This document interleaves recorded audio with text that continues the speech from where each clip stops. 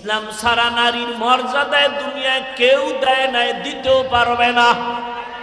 সব ধর্মের কিতাবগুলো নারীর উপরে জুলুম, নারীর উপরে জুলুম, নারীর উপরে জুলুম। ইনসাফ করেছে একমাত্র ইসলাম। জানি না, এজন্য আমরা বুঝি না। নারীদের ইজ্জত বাড়ায় দিছে ইসলাম, মর্যাদা বাড়ায় দিছে ইসলাম। বলতে গেলে অনেক সময় কি পরিমাণ, যেমন একটা প্রমাণ হলো হাসরের ময়দানে আল্লাহ যদি জিজ্ঞাসা করে, আমার হাবিব রহমতের নবীর হাতে কে প্রথমে কালেমা পড়ে আমার রসুলকে সান্ত্বনা দিয়েছো? কোন পুরুষ দাঁড়াতে পারবে না, একজন নারী দাঁড়ায় বলবেন, দয়াময় রব্বুল আলামিন হাবিবের হাতে প্রথম ঈমানওয়ালা আমি একজন নারী। নাম কি? খাদিজা আপনার ছোট বোন না? তো সুন্দর করে বলবেন না, খাদিজাতুল কুবরা রাদিয়াল্লাহু আনহা, রাদিয়াল্লাহু আনহা। আল্লাহ সবাইকে কবুল করুন।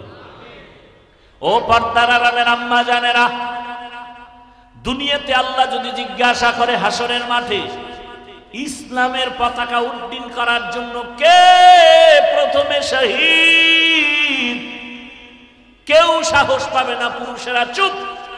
একজন নারী দাঁড়ায় বলবেন, হে দয়ার মালিক, ইসলামের পতাকা উড্ডীন করার জন্য প্রথম গলা কাটা শহীদ, আমি রক্ত ঝরাইছি, আমি একজন নারী, সুমাইয়া রাদিয়াল্লাহু আনহা। নারীর মর্যাদা আল্লাহ যদি জিজ্ঞাসা করে আমার দিন রক্ষার জন্য আমার রসুলের ভালোবাসা নিয়া প্রথম হিজরতের মতো মর্যাদার পথে কে আগাইছো? কোন পুরুষ দাঁড়াতে পারবে না। একজন নারী দাঁড়ায় বলবেন, হে মালিক, ইসলামের পতাকা ঠিক রাখার জন্য, তোমার দিন হেফাজতের জন্য প্রথম হিজরতের পথে আমি এক নারী বের হয়েছি, আমি হলাম রহমতের নবীর কন্যা রুকাইয়া রাদিয়াল্লাহু আনহা। এইভাবে একটা একটা যদি বলি, নারীর মর্যাদার শেষ করা যাবে না। আজ আমার আম্মা জানেরা নারী ইজ্জত পায় না, সম্মান দেয় নাই। আরে ইসলাম ছাড়া কে দিবে সম্মান? নারী বাবার ঘরে আসবে কন্যা, তুমি ওরে লালন পালন করো, কারণ তুমি একটা কন্যা পেয়েছো, তুমি একটা জান্নাতের মালিক হয়ে গেছো।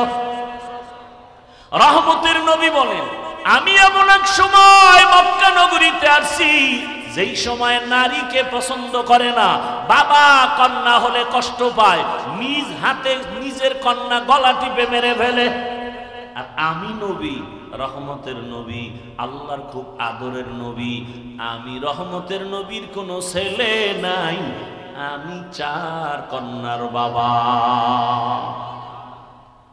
আমি 4 কন্যার বাবা। অতএব তোমরা যারা কন্যা পেয়েছো শুকর আদায় করিও। 1 কন্যা পেয়েছো 1 জান্নাতের মালিক, 2 কন্যা পেয়েছো 2 জান্নাতের মালিক, 3টা কন্যা পেয়েছো 3 জান্নাতের মালিক, 4 কন্যা পেয়েছো 4 জান্নাতের মালিক। 3 বউ পেয়েছো 3 জান্নাতের মালিক, এটা কিন্তু না, সাবধান। এমনি বউ লয়ে কারা করে, নিজের বউ এক বউর হক আদায় করতে পারে না, 2টা লয়ে টানা টানা। আল্লাহ হেদায়েত দান করুন। 4 কন্যা মানে 4টা জান্নাতের মালিক। ভাইরা আমার, রহমতের নবীও 4 কন্যার বাবা, কোনো ছেলে নাই। এই আপনারও যাদের ঘরে কন্যা আছে, বাবা হইয়া থাকলে বলেন তো আপনার ছেলে বেশি আপনার জন্য পাগল না মেয়ে? আন্দাজি কন্যা কোনোদিন পরীক্ষা করছেন? আছে ভাইরা যারা ভাই ভাই, বলতো তোর জন্য তোর ভাইয়ের কলিজা ভরে না বোনের কলিজা ভরে? যেই বাবা মনে করেন আমার ছেলে নাই, মেয়ে আসছে, ওই এক মেয়ে দিয়া 5 ছেলের উপকার আপনার হবে, এত টেনশন করেন কেন? আল্লাহ পারে না? কত প্রমাণ চান, কত প্রমাণ চান? 5টা ছেলে, একটা গাঞ্জাখোর, একটা মদখোর, এইভাবে হলে ছেলে দিয়ে কোনো লাভ আছে? কন্যা কেমনই জানি জাহিরি তো এক শান্তি, বাবার জন্য কলিজা খেয়ে ফেলে। শ্বশুর বাড়ি থেকে দৌড় মারছে, বাবায় অসুস্থ, দৌড়। বারবার টেলিফোন করে, আমার আব্বু জানের কি খবর। চোখের পানি ধরে রাখতে পারে না। আবার যদি শুনে ভাই কষ্টে আছে, বিপদে আছে, অন্য ভাইয়ের টেনশন নাই, বোনের ঘুম নাই, পাগল হয়ে যায়। মা আমার ভাইয়ের খবর কি? আল্লাহ কুদরতের কারিশমা দিয়া রাখছেন। রহমতের নবী আমার 40 বছর পরে কোরআন পাইলেন, মাত্র 5 আয়াত। 3 বছরে জিবরাইল আর আয়াত নিয়ে আসে না।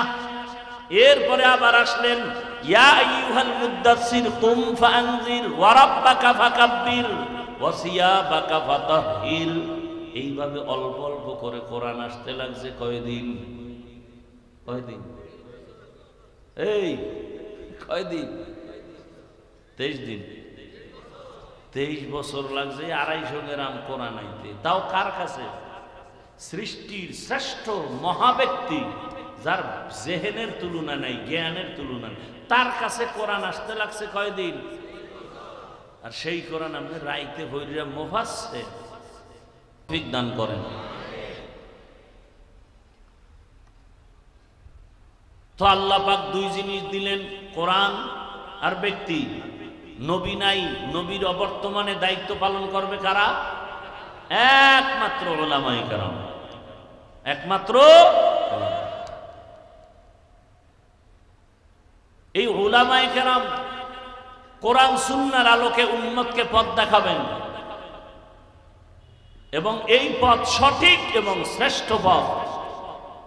এর বাহিরের কোন পথ সঠিক না, শ্রেষ্ঠ না।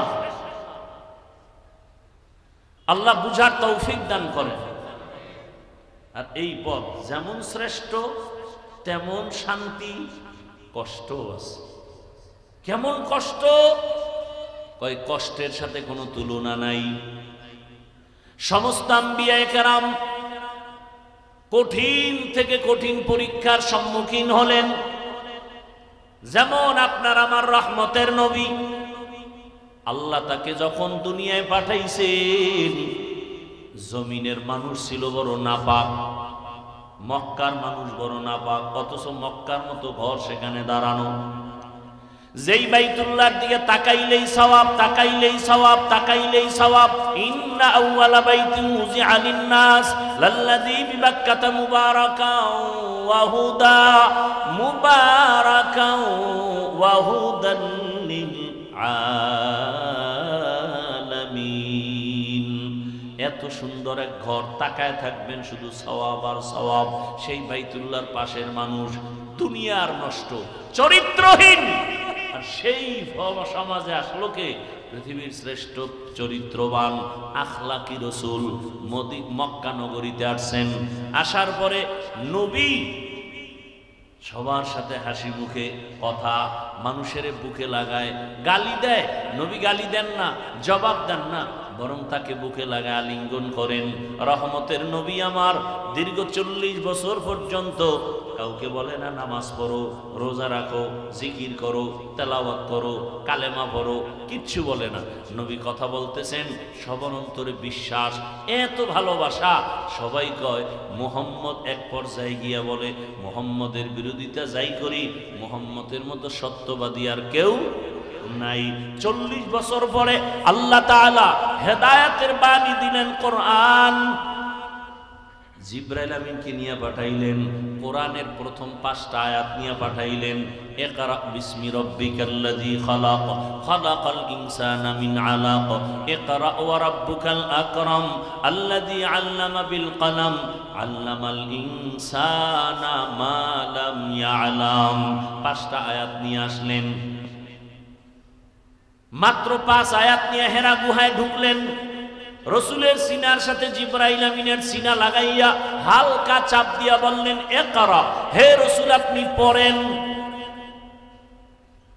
সবাই অনেক তরজমা আপনারা দেখবেন ব্যানারে, ইকরা বিসমি রব্বিক, পড়ো তোমার প্রভুর নামে হে রসুল।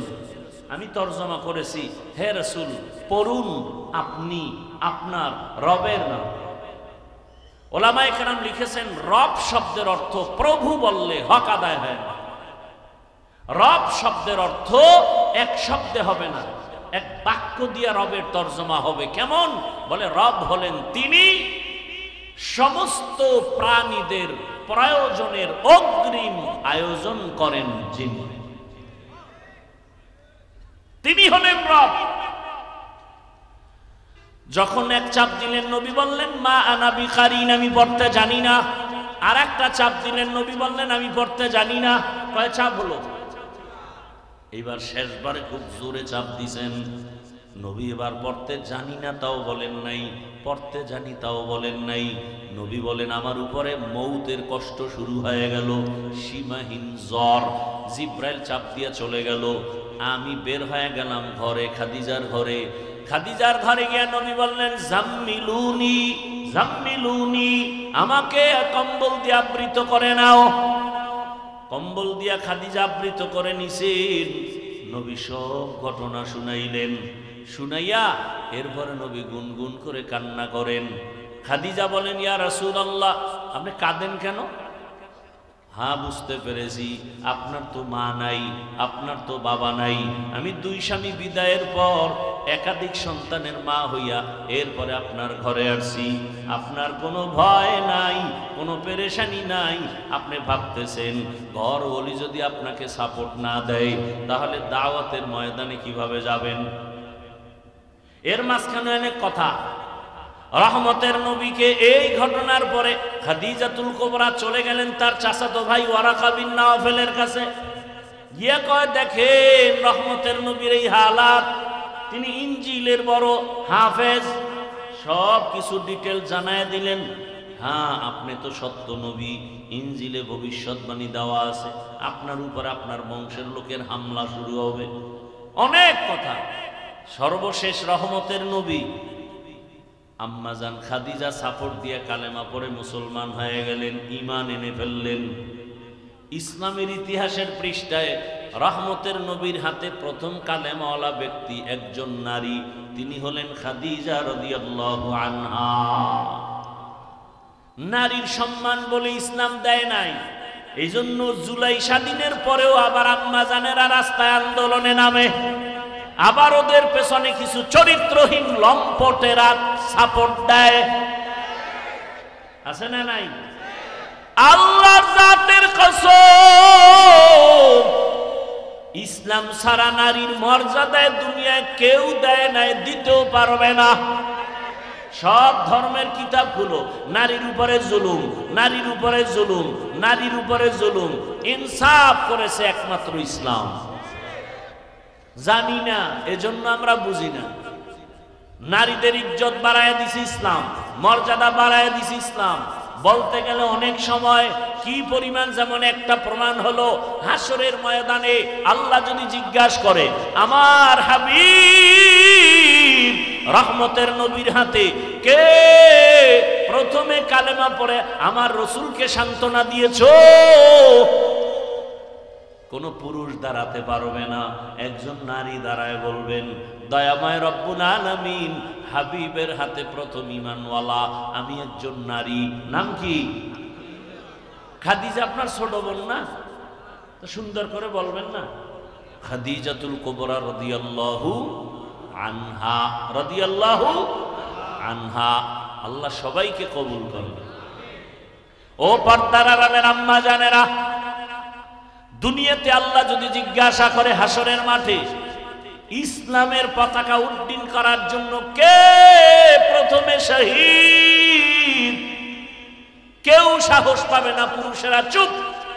একজন নারী দাঁড়ায় বলবেন হে দয়ার মালিক, ইসলামের পতাকা উড্ডীন করার জন্য প্রথম গলা কাটা শহীদ, আমি রক্ত ঝরাইছি, আমি একজন নারী সুমাইয়া রাদিয়াল্লাহু আনহা।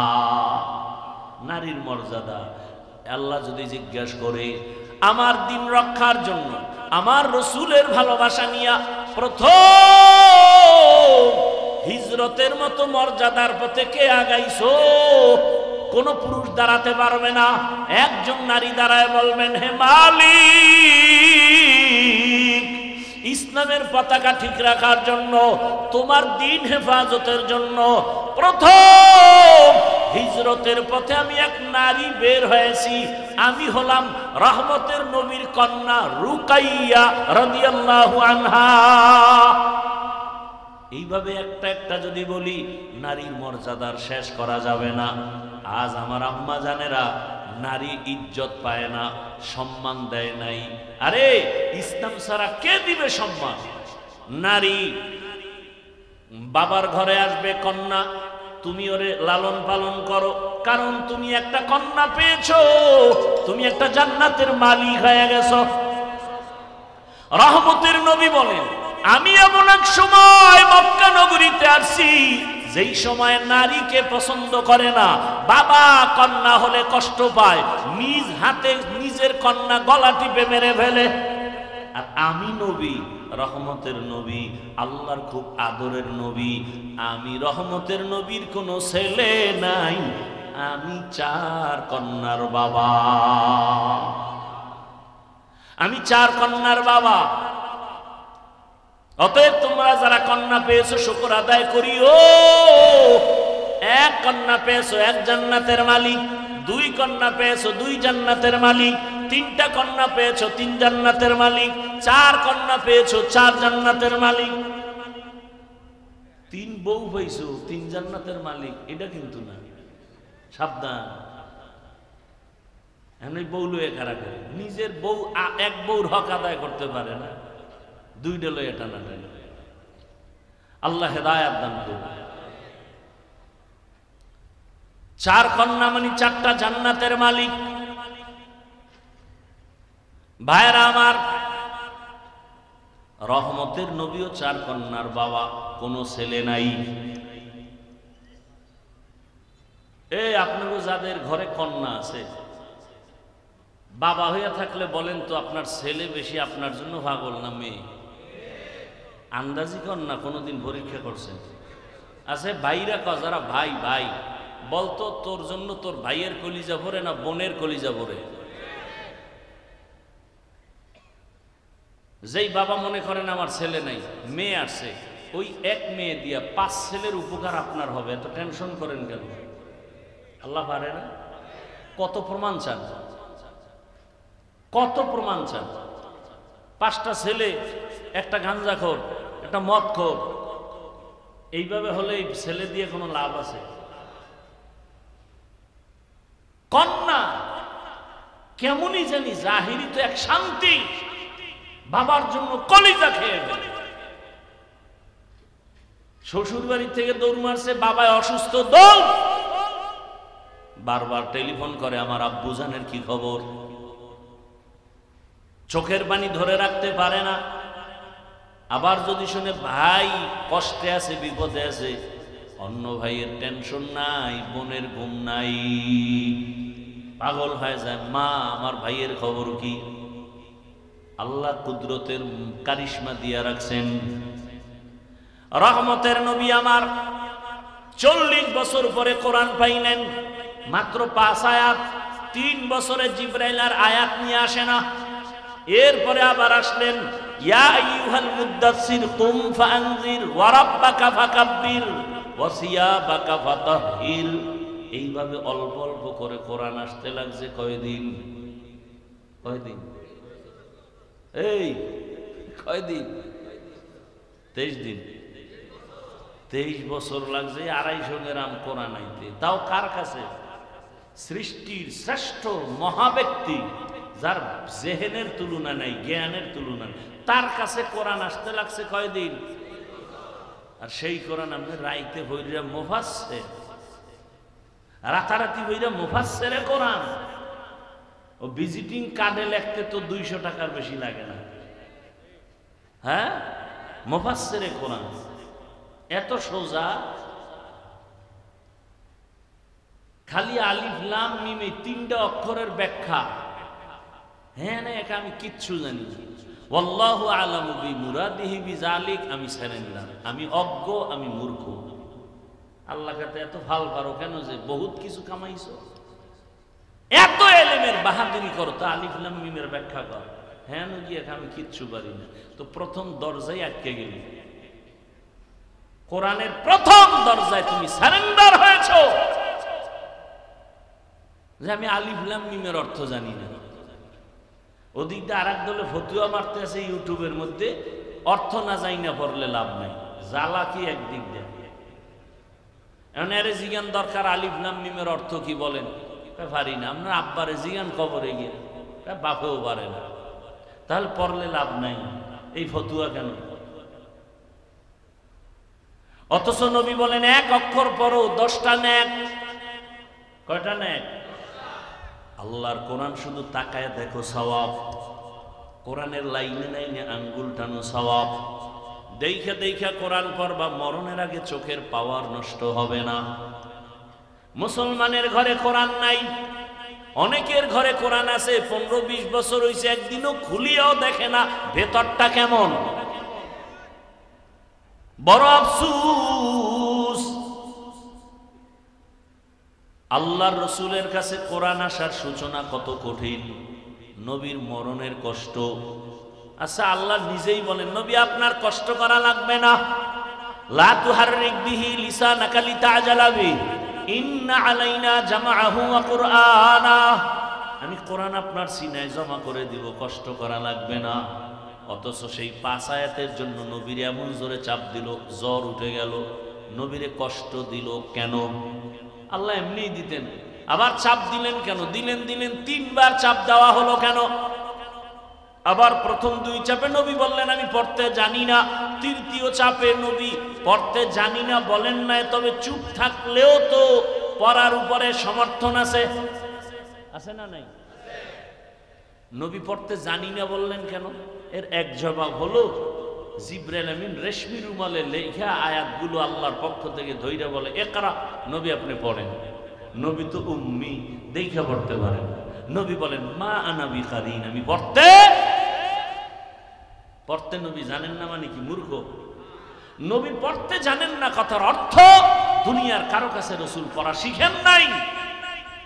কার কাছ থেকে? আল্লাহর পক্ষ থেকে রাসূল শিখছেন সব, দেখে দেখে নবী পড়তে পারেন না। তৃতীয় চাপে রাসূল পারি নাও বলেন নাই, পারিও বলেন নাই, বরং রহমতের নবী সমর্থন দিলেন। এমনি তো একটা কথা এখানে থাকে, একটা ছেলে কিচ্ছু পারে না, ওরে আইনা পড়ে, এই বলো বাবা আউযু, ও কয় কি আউযু, বলে বিল্লাহি। বাচ্চাটাও কি বলে বিল্লাহি মিনাশ, পারে না।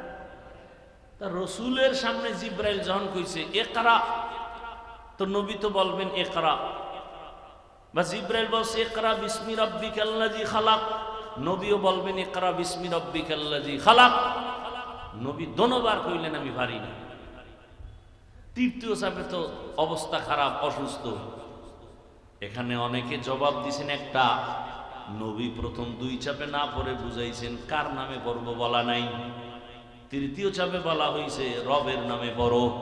আমি এটাকে সমর্থন দিলাম, দুনিয়ার সব পড়া ছাড়ো, রবের পড়াটাকে ধরো।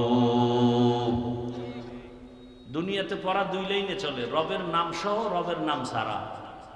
কি? রবের নাম সহ পড়া মাদ্রাসার পড়া, কোরআনের পড়া, আর রবের নাম ছাড়া পড়া দুনিয়ার শিক্ষা, জাগতিক শিক্ষা, জেনারেল শিক্ষা। 2 পড়ার উদ্দেশ্য আলাদা, সিস্টেম আলাদা, ফলাফল আলাদা, একটা দুনিয়া আর একটা আখিরাত। তবে আল্লাহর নাম সহ যদি পড়ে ওই লাইনে গিয়াও সে সফল। যেমন বহু ডাক্তার, ইঞ্জিনিয়ার, প্রফেসর নামাজি নাই নাই, তাহলে আপনি কেন বলবেন ডাক্তার হওয়া খারাপ, ইঞ্জিনিয়ার হওয়া খারাপ, প্রফেসর হওয়া খারাপ? বাকি কথা,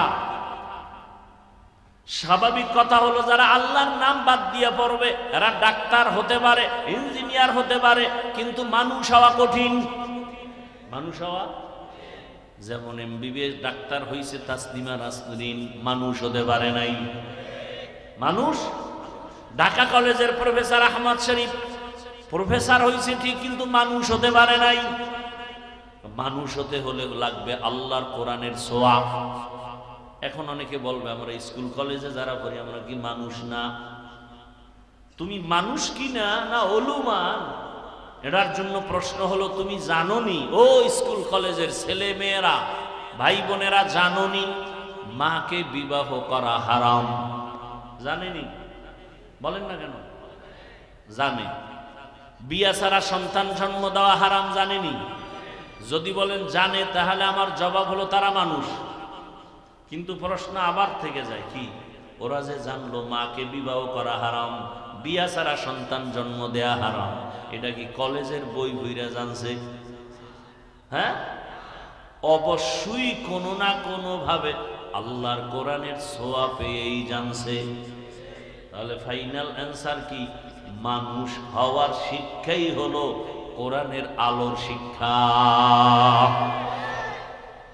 কোরআনের ছোঁয়া ছাড়া মানুষ হওয়া যায় না।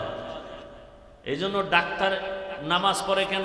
তাবলিগের ছোঁয়া লাগছে, খাঁটি আল্লাহওয়ালার নজর লাগছে, কোরআন পড়তে পারে, এই জন্য সে ডাক্তার হইয়াও নামাজ পড়ে, ইঞ্জিনিয়ার হইয়াও নামাজ পড়ে, কলেজের প্রফেসর হলেও নামাজ পড়ে, উকিল হইয়াও নামাজ পড়ে, চাকরি করে নামাজ পড়ে, র্যাব আর্মি পুলিশ বিডিআর হইয়াও নামাজ পড়ে, ওসি ডিসিএসপি হওয়ার পরেও নামাজ পড়ে। কেন? বলে কোরআনের ছোঁয়া লাগছে, তাবলিগের মাধ্যমে, আল্লাহওয়ালাদের মাধ্যমে, আলেম ওলামাদের মাধ্যমে। আর যেই লাইনের পড়া ওখানে তো কোরআন নাই, বরং আন্দোলন আর স্বাধীনতার পরেও শিল্পী পাঠাচ্ছে স্কুলে, প্রাইমারিতে গান শিখাবে। কি কোরআন শিখাবার শিক্ষক নাই, আর নতুন আবার আন্দোলনে নামো। বারবার আন্দোলন করলে স্বাধীন করলা কি? কি স্বাধীন করলা? দেশ স্বাধীন হলে আবার পানির মধ্যে লাশ ভাসে কেন? স্বাধীনই যদি হয়ে থাকে তাহলে মা বোন ধর্ষিতা হয় কেন? স্বাধীন হয়ে থাকলে ব্যবসায়ীর দোকানে চাঁদাবাজি হয় কেন? বুঝে ফেলেছি এই স্বাধীন হবে না, নতুন একটা স্বাধীন করতে হবে। যেই স্বাধীন হলে দেশ ঠান্ডা হবে, ওই স্বাধীন হবে ইসলামের স্বাধীন।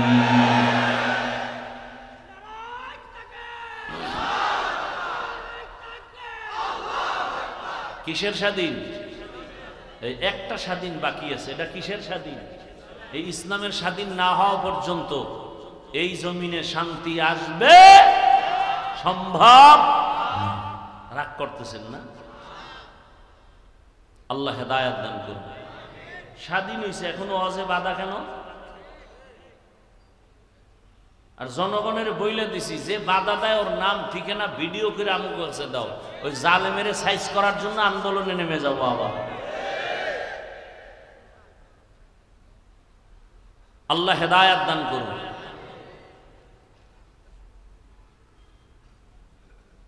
কি এক কঠিন হালাত।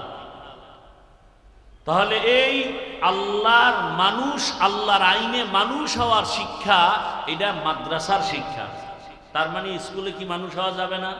যাবে। স্কুলে পড়ো, কলেজে পড়ো, ডাক্তার হও, ইঞ্জিনিয়ার হও, ওলামায়ে কেরামের সাথে সম্পর্ক, মোহাব্বত, দোয়া, মা বাবার সাথে সম্পর্ক, দোয়া, শিক্ষকের দোয়া, আলেম ওলামার দোয়া নিয়ে চললে স্কুলে পড়লেও মানুষ, কলেজে পড়লেও মানুষ, ডাক্তার হলেও মানুষ, ইঞ্জিনিয়ার হলেও মানুষ। মূল ফ্যাক্টরি মাদ্রাসা, মূল। বাকি আমরা চাই কলেজেও কোরআনের আয়াতের তেলাওয়াত চালু হয়ে যাক। কি বলেন? আমরা চাই ওখানেও কোরআনের শিক্ষা চালু হয়ে যাক। 100 নম্বরে পরীক্ষা হোক, তাহলে কলেজে পড়িয়া আমার বোন আর ধর্ষিতা হবে না। আল্লাহ বুঝার তৌফিক দান করেন। এই মাদ্রাসা আপনাদের অনেক মাদ্রাসার একটা মাদ্রাসা, যেই মাদ্রাসার বরকতে আপনারা এখানে আসছেন, আল্লাহ এই মাদ্রাসা কবুল করেন। মাদ্রাসা টিকায় রাখার জন্য আমাদের দোয়া করার দরকার আছে না নাই? সার্বিক সহযোগিতার প্রয়োজন আছে না নাই? আপনাদের কাছে ব্যাগ রুমাল নিয়ে যাবে, 1000, 500, 100 যা পারি আল্লাহর মোহাব্বতে একটু দান করি। আপনারা কোরআনের বাগানে দিবেন না তো কে দিবে? হিন্দুরা দিবে, বৌদ্ধরা দিবে। তো কেন এত পেরেশানি করেন, কৃপণতা করেন? ভাবতেছে যা পারেন দিবেন, 1000 পারেন, 500 পারেন, আল্লাহ বেশি বেশি দিবেন, মাদ্রাসা মসজিদে দিতেই থাকবেন। লাভ আছে না নাই? হায়াত বাড়বে, রিজিক বাড়বে, মুসিবত দূর হবে, কবরে আযাব মাফ হবে, আল্লাহর মহব্বতে সবাই দিব। আমিও আপনাদের পাশে কাশপুর ব্রিজের পরে মাতুয়াইল মা ও শিশু মেডিকেলের ভেতরে আদর্শ নগরে আছে, দাওয়াত সবাই যাবেন। বিশাল এক জায়গা নিয়েছি 20 কোটি টাকার, দোয়া করবেন আল্লাহ কুদরতের দ্বারা আসানের সাথে সেই জায়গার টাকার ব্যবস্থা করে দেন। আমিনও বলবেন না? আল্লাহ সবাইকে কবুল করেন। আর সহযোগিতাও করবেন, মাঝে মাঝে আসবেন মাদ্রাসায়, দাওয়াত থাকলো, সবাই দিব, কেউ খালি ফিরাবো না, সাধ্য মতো দেই। মা বোনেরাও মাইকের আওয়াজ পেয়ে থাকলে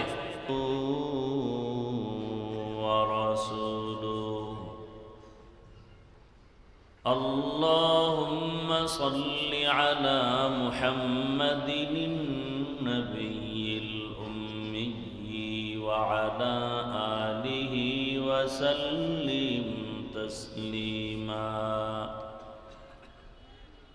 وبعد فأعوذ بالله من الشيطان الرجيم. بسم الله الرحمن الرحيم.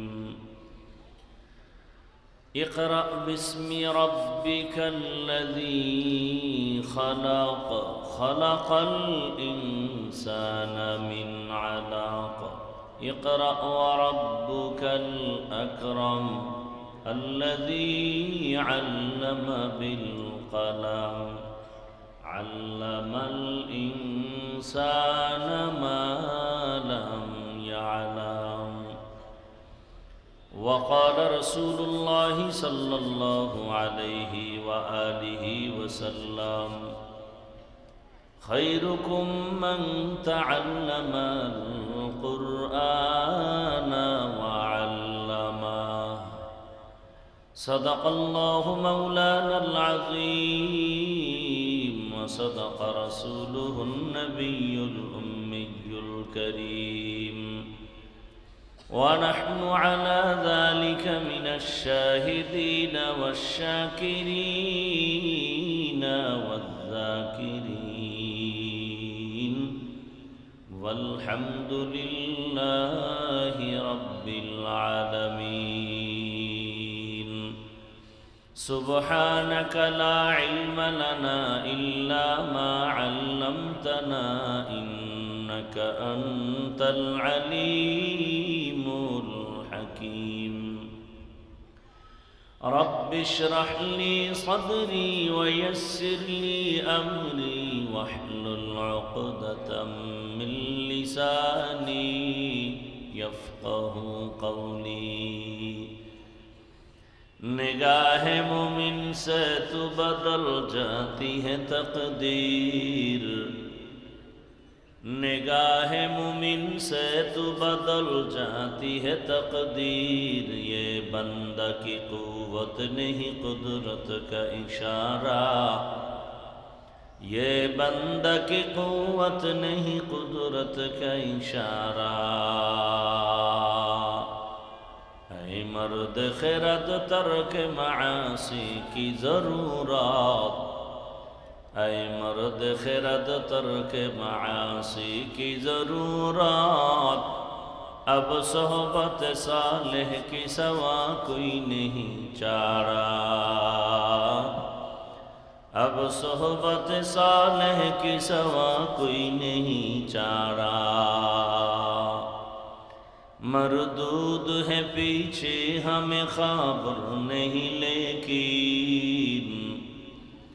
मरदूद है पीछे हमें खबर नहीं लेकिन. एक वक्त में हालाक जो अमाल है सारा. एक वक्त में हालाक जो अमाल है सारा. ला इलाहा इल्लल्लाह. ला इलाहा इल्लल्लाह. ला इलाहा इल्लल्लाह. ला इलाहा इल्लल्लाह. ला इलाहा इल्लल्लाह.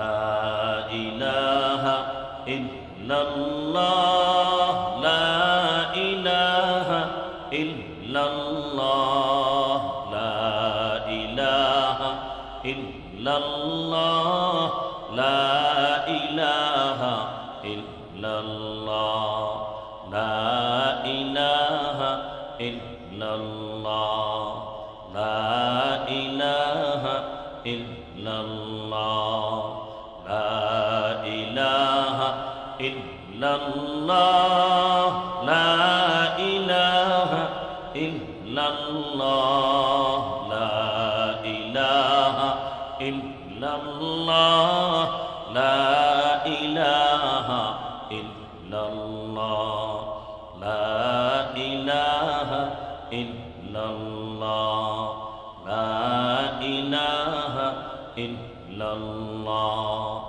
লা ইলাহা ইল্লাল্লাহ, মুহাম্মাদুর রাসূলুল্লাহ।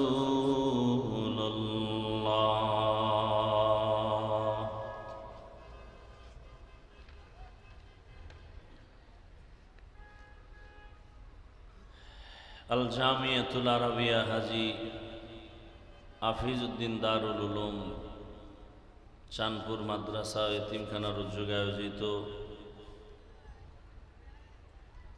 বার্ষিক তাফসীরুল কোরআন মাহফিল ও ইসলাহি জোর, আজকে কি শেষ দিন? 2 দিন ব্যাপী মহতী মাহফিল ও জোরের শেষ দিন 2 নভেম্বর 2025। মহতী এ মাহফিলে উপস্থিত মোহতারাম সম্মানিত সভাপতি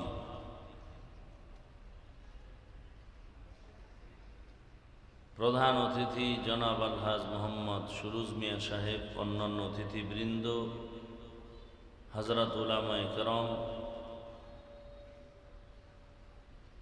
অত্র অঞ্চলের বিভিন্ন স্থান থেকে আগত আল্লাহ পাকের আশিকিন, জাকিরিন, শাকিরিন, মুহিব্বিন, মুরব্বিয়ান এজাম, কলিজার টুকরা আমার সমবয়সী যুবক বন্ধুগণ, স্নেহের ছোট ভাই, পর্দার আড়ালে মাইকের আওয়াজ শ্রবণরতা সম্মানিতা মা ও বোনেরা, আল্লাহ পাকের দরবারে শুকর যে আল্লাহ পাক আমাদেরকে সুস্থ রেখেছেন, শুকর আদায় করি আলহামদুলিল্লাহ। জীবনের এক অমূল্য সম্পদের নাম সুস্থতা। টাকা পয়সা বাড়ি গাড়ি সব আছে, কিন্তু আমি আপনি অসুস্থ, জীবনের কোনো দাম। টাকা পয়সা বাড়ি গাড়ি তেমন নাই, কিন্তু আমরা সুস্থ, এর থেকে আর সুখী কিছুই। আল্লাহ আমাদের সুস্থতাকে দায়েমান কবুল করেন। অসুস্থ যারা এখনো আছেন ঘরের বিছানায়, হসপিটালে, আল্লাহ তাদেরকে পূর্ণ সুস্থতার নেয়ামত দান করেন। হাজারো লাখো মানুষের ভেতর থেকে বাছাই করে পৃথিবীর মধ্যে এক শ্রেষ্ঠ মজলিস, উলামায়ে আহলে হকের মজলিস, গুনাহ মাফের মজলিস, তওবা কবুলের মজলিস, বরকতি মজলিসে বেহেশতের বাগানে দয়াময় আল্লাহ আমাদেরকে হাজির হওয়ার তৌফিক দান করেছেন। আর একবার শুকর আদায় করি আলহামদুলিল্লাহ। দরুদ ও সালাম সৈয়দুল মুরসালিন, রহমাতুল লিল আলামিন, শফিউল মুজনিবিন, খাতামুন নবিয়্যিন, সৈয়দুস সাকালাইন, ইমামুল মুরসালিন, শফিয়ে আযম, রসুল আকরাম, রহমত আলম, নবিয়ুল আরব আল আজম, حبیب کبریا اشرف الانبیاء سید الانبیاء شفیع محشر ساقی کوثر آقا نامدار مدینہ کا تاجدار آفتاب نبوت فخر موجودات سید المخلوقات حضرت محمد الرسول اللہ সবাই পড়লে সমস্যা পড়েন। নবীজির নামে দরুদ পড়লে লাভ না ক্ষতি? কেমন লাভ? আখেরাতে তো লাভ আছেই, দুনিয়াতে অনেক বেশি লাভ। কেমনে আপনাদেরকে বুঝাবো অল্প সময়। জীবনের সব বন্ধ দরওয়াজার তালা খোলার একমাত্র তাবিজ বা চাবির নাম দরুদের আমল। এটা পড়বেন বেশি বেশি, কমপক্ষে প্রতিদিন 300 বার এই আমলটা করা উচিত।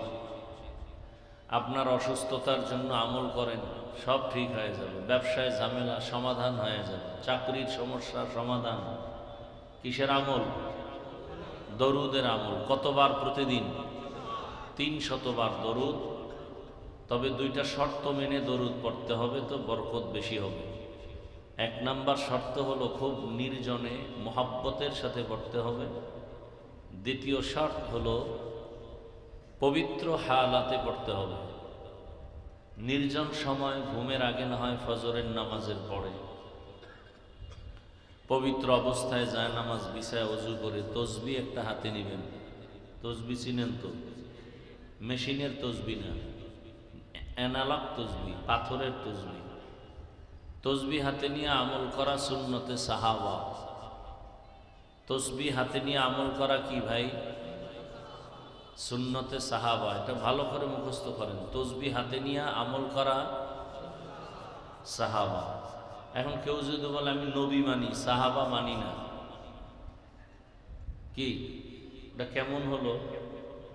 আমার এক বন্ধু বলতেছে আপনার ছেলেরে আমি মোহাব্বত করি না, আপনাকে করি।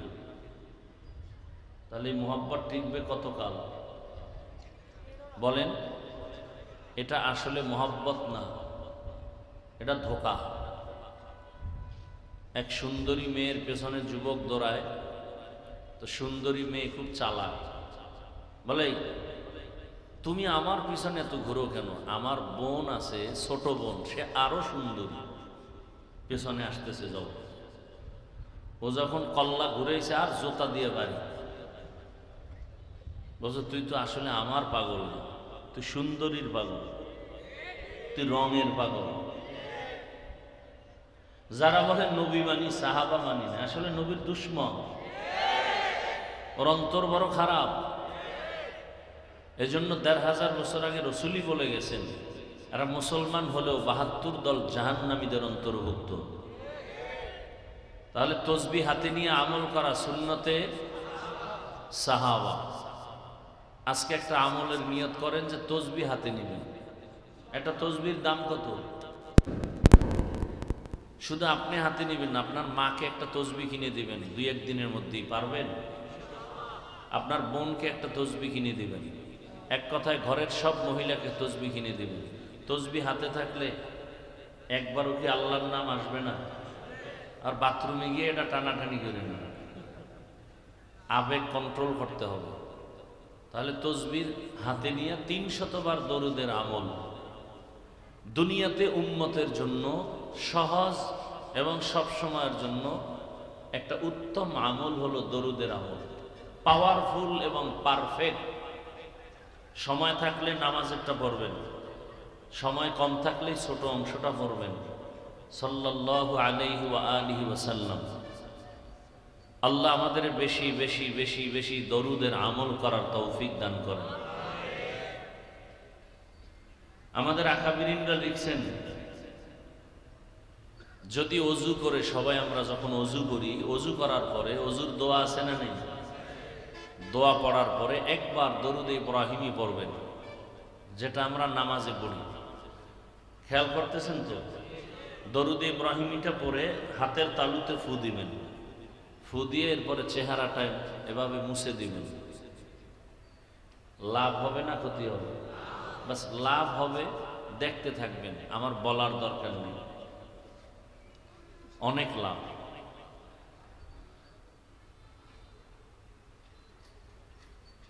তো ইনশাল্লাহ নিয়ত করা যায়।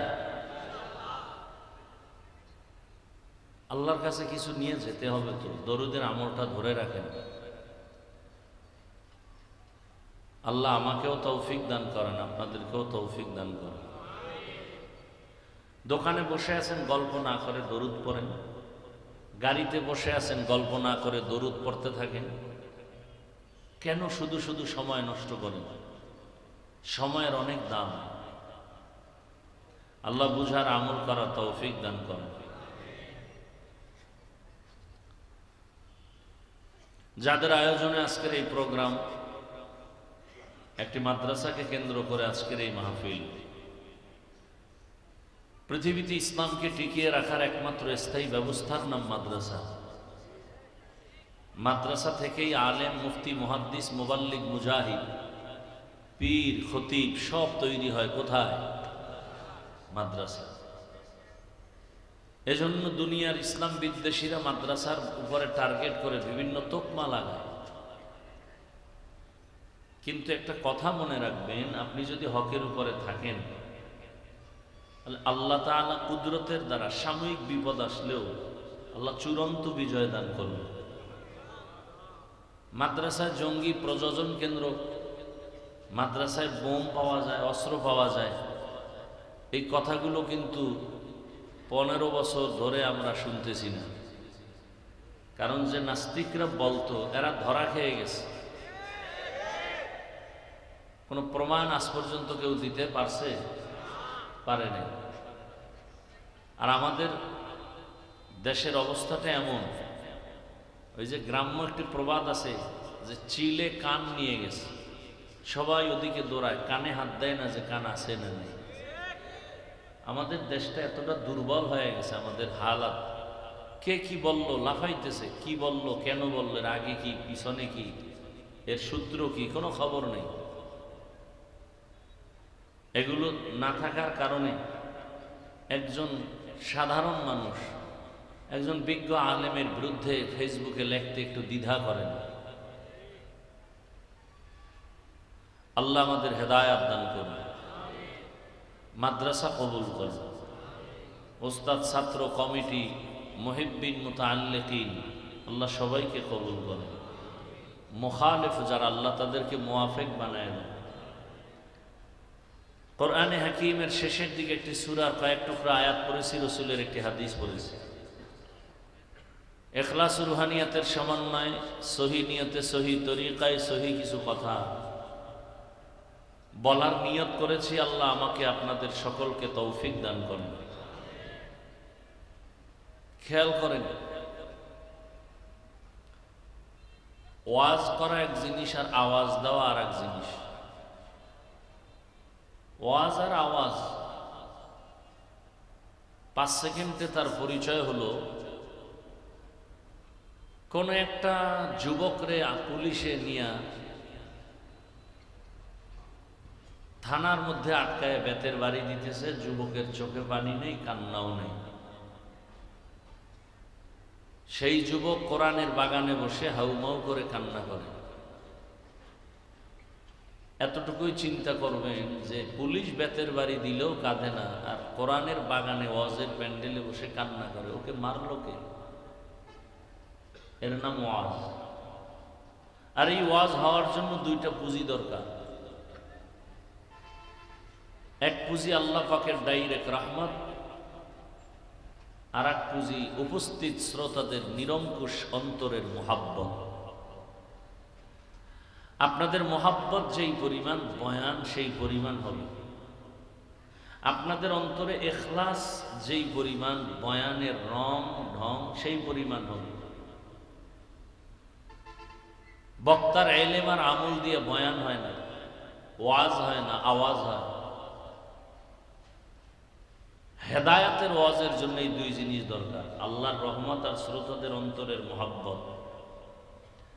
এখন আপনার মোহাব্বত যদি ডিভাইড হয়ে যায়, মোবাইল নিয়ে যারা ব্যস্ত, এদের কলবের দরজা বন্ধ। কলবের দরজা কি? এখন যে কলব চিনে না সে দরজার কি বুঝবে? যে কলবই চিনে না সে দরজার কি বুঝবে? আল্লাহ হেদায়েত দান করুন। এই অনর্থক একটা কাজ মোবাইল বয়ানের মধ্যে মোবাইল হাতে নেওয়া, এটা চূড়ান্ত এক অপচয় এবং অনর্থক একটা কাজ। দুনিয়াতে ফাও কাজ যদি থাকে তো এটা একটা ফাও কাজ। আচ্ছা, ঠিক বেঠিক বলার এখানে কিছু আছে? যারা ঠিক বলছেন আপনারা কি মোবাইল চালান না? কেন কেন শুধু শুধু এই আওয়াজ দেন? আমার কথাটা আপনার দিলের মধ্যে নেওয়ার চেষ্টা করেন, কথা বুঝার চেষ্টা করেন। বয়ান সবাই জানেন, আমিও জানি, আপনারাও জানেন। মিথ্যা বলা হারাম, গালি দেওয়া হারাম, গীবত করা হারাম, মা বাবাকে কষ্ট দেওয়া হারাম। কি না জানেন? সবই জানেন। এখন বুঝবেন, আমাদের বুঝের অভাব। দেখেন না রাজনীতির ময়দানের নেতারা কি সুন্দর ইসলামের কথা বলে, শান্তির ধর্ম ইসলাম। আমাদের স্টেজে বক্তব্য দিবে, হুজুরদের ওয়াজ শুনলে হবে না, আমল করতে হবে। মাঠের থেকে সবাই যদি একটু এক আওয়াজে বলতো আপনার দাড়ি নেই কেন, মাঠের পাবলিক তো আরো দুর্বল। মাঠের মানুষ যদি ওলামায়ে কেরামের সাথে হুঙ্কার দেয়, কোনো মাস্তানের কথা বলার সাহস নেই। কিসের মাস্তানি? এটা রাজনীতির মঞ্চ না ওয়াজের প্যান্ডেল? তো ওয়াজের প্যান্ডেলে রাজনীতির বক্তব্য চললে আলেম কেন রাজনীতির কোরআন দিয়ে বয়ান করবে না? এটা বোঝা গেল মূর্খ, ধর্মান্ধ, রাজনীতি বুঝে না। তারা কি করে? এরা রাজনীতি করে না, এরা দুর্নীতি করে, পেটনীতি করে। রাজনীতি ইসলাম ছাড়া রাজনীতি নেই, সব নাপাক। পবিত্র রাজনীতি শুধু ইসলামে আছে, কোরআনে আছে। কথা বুঝেন নাই? আমগো ইসলাম কি দুর্বল নাকি? আমরা যে কোরআন মানি সে কোরআন দুর্বল? যে সব বিষয়ের সমাধান আছে, রাষ্ট্রের ব্যাপারে কোরআনে কিছু নাই, এদিক থেকে কোরআন দুর্বল। কি রাষ্ট্রনীতির ব্যাপারে ইসলাম দুর্বল?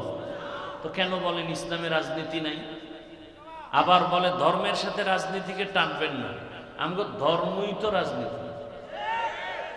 ফুল দিয়েন, ঘেরান টানবেন না ফুলের সাথে, মানে ঘেরান তো ফুল থেকে আলাদা করার জিনিস না। আর আলাদা যদি হয়ে যায় ফুল আর ফুল থাকে না। ধর্ম তো রাজনীতি, রাষ্ট্রনীতি নিয়েই আমাদের ধর্ম, অর্থনীতি নিয়েই আমাদের ইসলাম, সমাজনীতি নিয়ে আমাদের ইসলাম। ইসলাম তো সমাজনীতির বাইরে না। আমার ইসলাম তো রাজনীতির বাহিরে কিছু না, আমার ইসলাম তো অর্থনীতির বাহিরে কিছু না। সব কিছুর সমন্বয় ইসলাম। এটাকে আলাদা করবেন কিভাবে? আগুন পানি আলাদা করা যায়, চিনি পানি আলাদা করবেন কিভাবে? কি ধর্মের সাথে রাজনীতি, রাজনীতির সাথে ধর্মকে টানবেন না। চরম এক মূর্খতার পরিচয়। সুলাইমান পয়গম্বর গোটা দুনিয়া চালান নাই, সত্য কথা স্বীকার করেন। ইউসুফ নবী মিশরের অর্থমন্ত্রী ছিলেন না? বাদশাহ জুলকারনাইন গোটা দুনিয়া পরিচালনা করেননি? আমার রসুল মদিনার রাষ্ট্র চালান নাই? আবু বকর, ওমর, ওসমান, আলী রাষ্ট্র পরিচালনা করেন নাই? এগুলি ইসলামের বাইরে। কি বুঝাতে চান?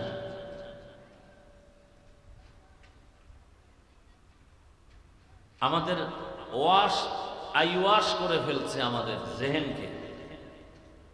আল্লাহ হেদায়াত দান করুন। শোনেন, কথাগুলো মনে রাখবেন। নামাজ পড়েন না এক জিনিস, বিরোধিতা করা ভিন্ন জিনিস। নামাজ না পড়লে আপনার সাথে ঝগড়া নাই, বিরোধিতা করলে কোনো ছাড় নাই, সুযোগ পেলেই জুতার বাড়ি। ব্যবধানটা বুঝছেন তো? আপনি দাড়ি রাখেন না, কোনো ঝগড়া নাই, বিরোধিতা করলে ছাড় নাই। আপনি পর্দা করেন না, কোনো ঝগড়া নেই, আপনাকে বুঝাবো, আলিঙ্গন করবো, সালাম দিব। বিরোধিতা করলে বিন্দু কোনো ছাড় দেওয়া যাবে না। আপনি ইসলামের রাজনীতি করেন না, কোনো তর্ক বিতর্ক কিচ্ছু নেই, আপনাকে সালাম আমি দিব। কিন্তু ইসলামের রাজনীতির বিরুদ্ধে কথা বললে আর ছাড় দেওয়া যাবে না। কথাটা ক্লিয়ার বুঝাইতে পারছি? খোদায় বুঝ না দিলে আর কি করার। এজন্য বলছি, ওয়াজ আপনারা জানেন, বুঝের অভাব। বুঝ ঠিক হয়ে গেলে সে একজন জেনারেল লাইনের মানুষ বলবে না, আমি নামাজ ছাড়তে পারি না, রোজা ছাড়তে পারি না, দাড়ি কাটতে পারি না। সমস্যা কি? সে মাদ্রাসায় পড়ছে, তো সে দাড়ি রাখছে কেন? তার বুঝ ঠিক হয়ে গেছে। আর আমি হুজুরের যদি বুঝ ঠিক না হয়, মহিলার পাশে বয়ে বলবো যে আমরা ইফতারি করি, এটা সমস্যা নেই, দিল ঠিক সব ঠিক। বুঝের অভাব, এই বুঝ ঠিক করা দরকার। এজন্য রসুল বলেন, মাইয়ুরিদিল্লাহু বিহি খাইরান ইউফাক্কিহু ফিদ্দীন। আল্লাহ যাকে বেশি মোহাব্বত করেন তাকে তাফাক্কুহ ফিদ্দীনের মাকাম দান করেন। তাফাক্কুহ ফিদ্দীন আর একটা হলো তাআল্লুম ফিদ্দীন।